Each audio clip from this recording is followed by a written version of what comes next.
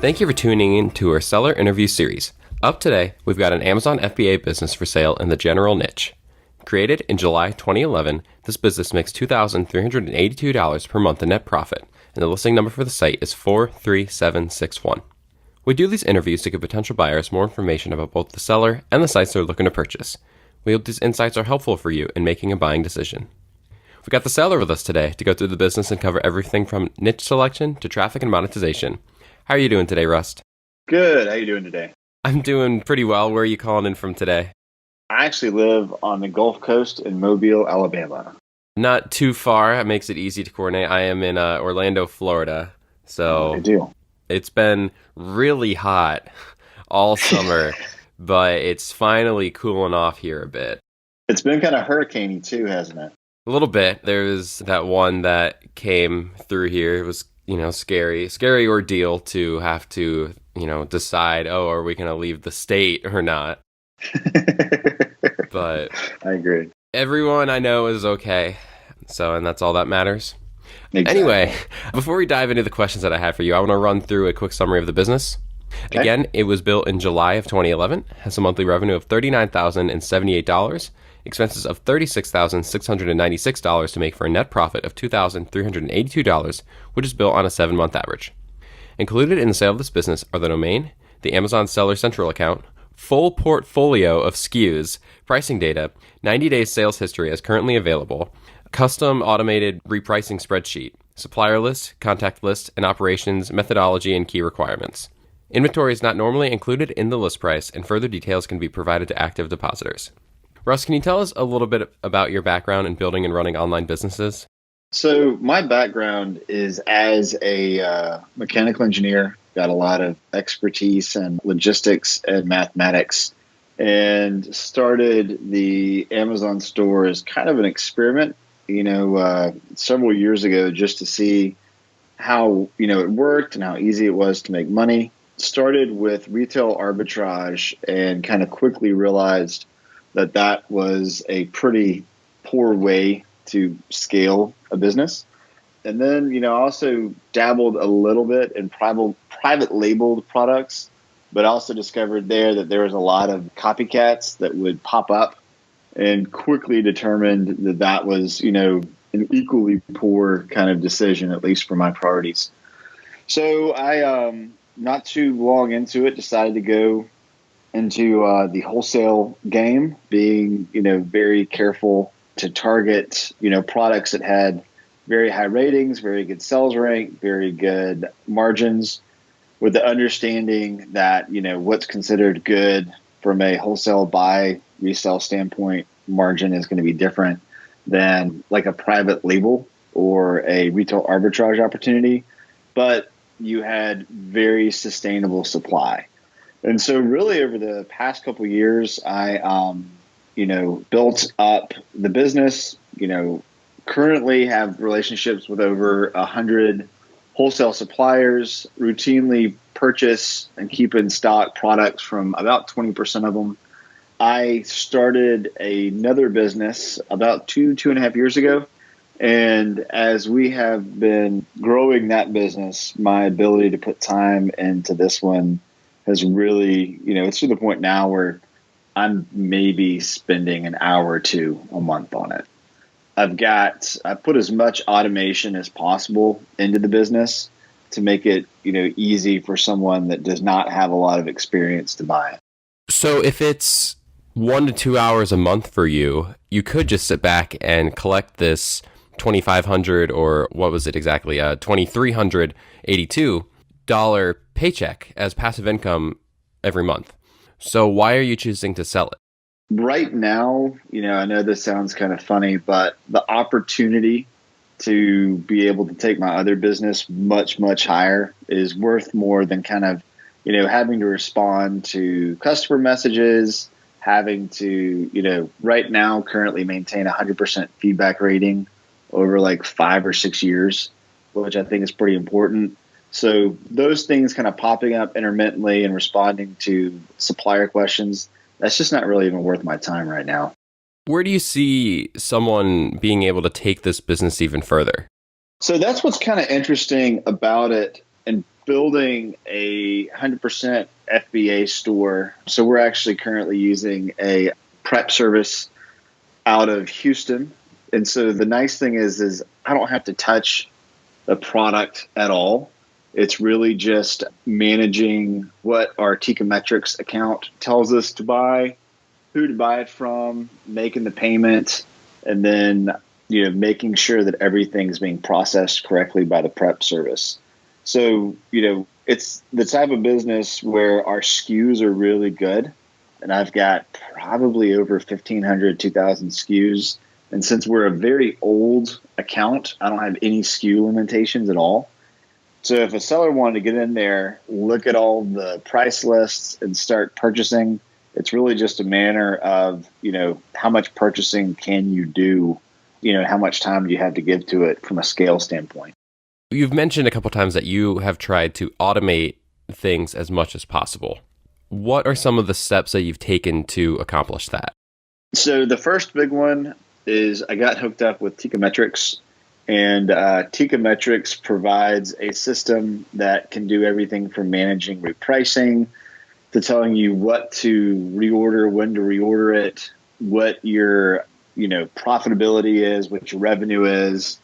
And then in addition to that, I've got an FBA prep service that I work with who can handle anything from individuals to bundles, all sorts of things. They typically have less than 24-hour turnaround.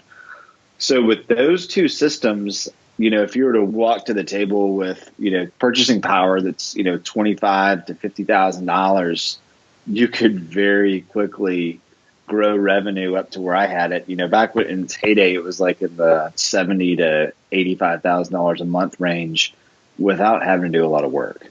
What exactly is Teikametrics? This is the first time I'm hearing of it. You said it's something that it helps you place reorders.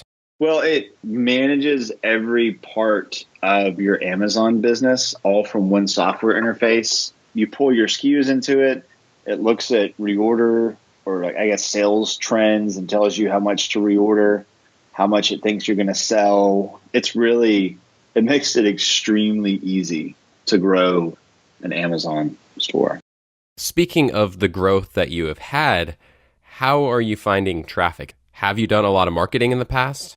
I find that if you focus on products that have good reviews and have really favorable sales ranks, you don't have to do advertising. So I've never done any advertising, and I know that runs contrary to what a lot of private label people have to do. So do you feel that the products that you're selling are products that would benefit from someone coming in with a social media background or an email marketing background to be able to add even more to the existing foundation of the business? I mean, sure. But, at the same time, the products that, I've got in the portfolio don't really need that. But, I would imagine that whatever you can throw at it would be helpful. You just have to do the cost benefit analysis on it. So if you don't feel like that's the most necessary thing, although, it wouldn't hurt, where do you see the big opportunities for growth? Really, the big opportunities for growth are if you have time and capital to purchase from my existing portfolio of vendor relationships, that's really all you need. It's just finding the time to, run the orders through Teikametrics and just scaling your growth. I mean, it's entirely plausible that within 2 months, you could quadruple the net profit that we've been getting from the store. It's just how much time you have to put into it. How has the traffic been historically? Right now, you're making $39,000 in monthly gross revenue. How long did it take to reach a figure like that? It's really not hard as long as you're focused on products with good sales ranks. It's just kind of like basic investing advice. You kind of pick one thing that makes sense and you stick to it. And I have always and only purchased things from suppliers for Amazon listings that had really good sales ranks. Good sales ranks indicate good sales velocity. And if you do that, you're going to get the page views and everything else. By doing that with existing listings, rather than go into the time and expense of creating your own listing, I mean, the traffic's kind of built into it. There's a website associated with the business, but it's primarily an Amazon FBA. So your primary page is on Amazon. What is the website that you have?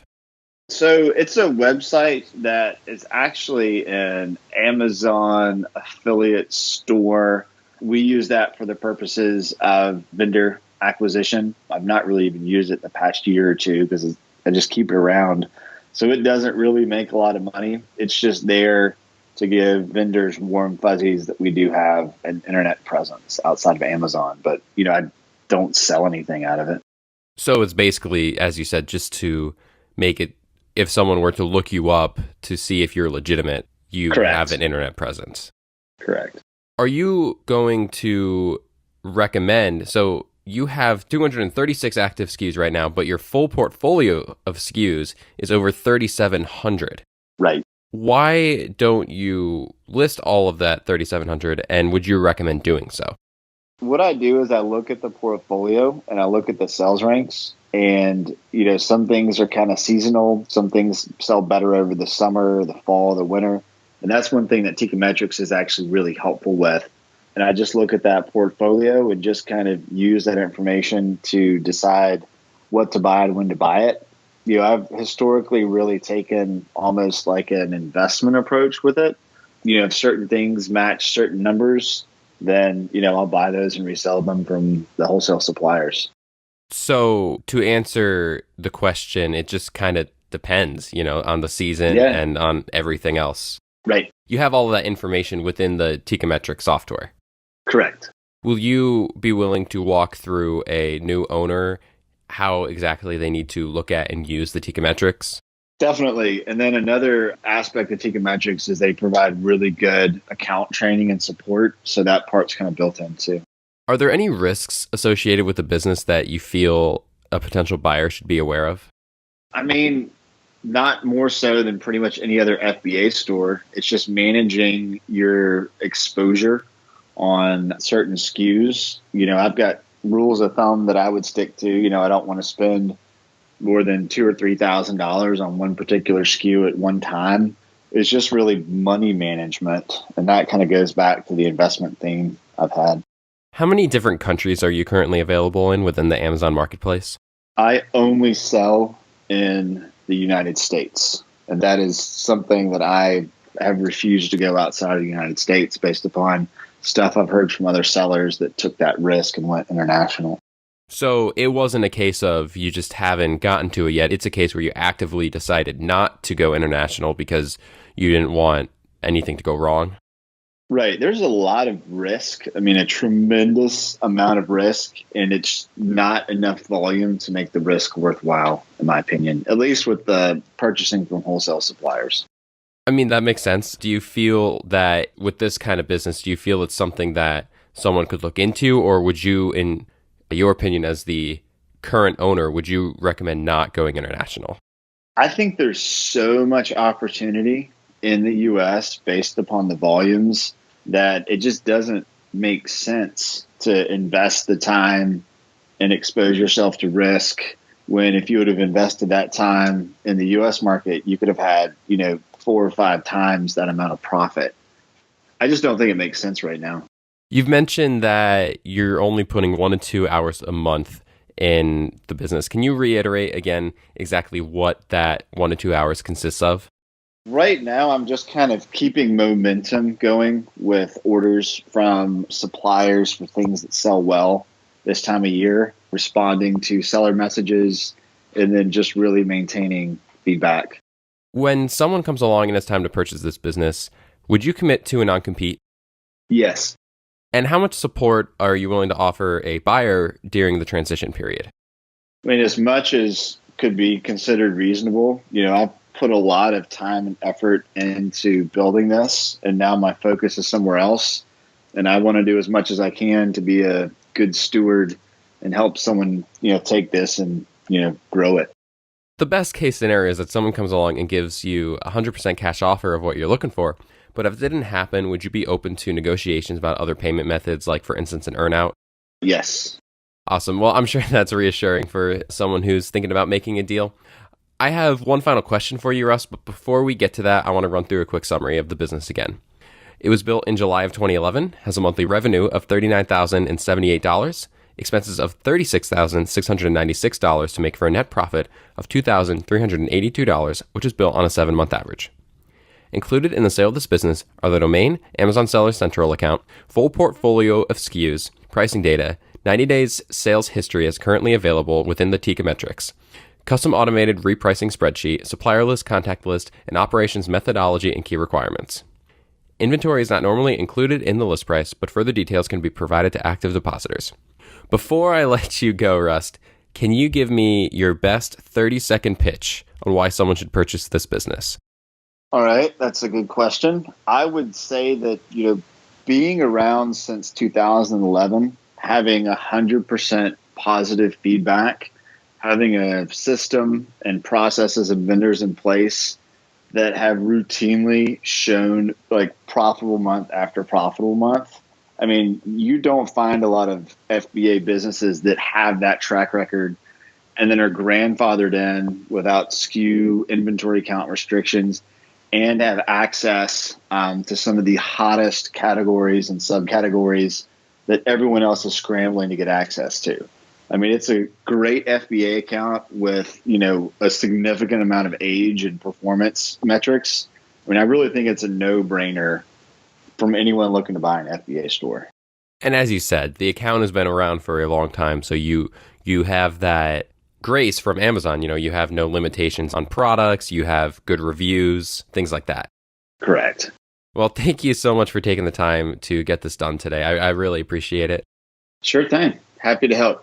If you're watching this on YouTube, subscribe to our channel. And if you want more information, the link will be below the video that will take you to this marketplace listing. If you're watching this on the listing site and want more information, become a depositor today. All you have to do is click the button, make a deposit, and you'll be given everything you need to review this business. Have a great day.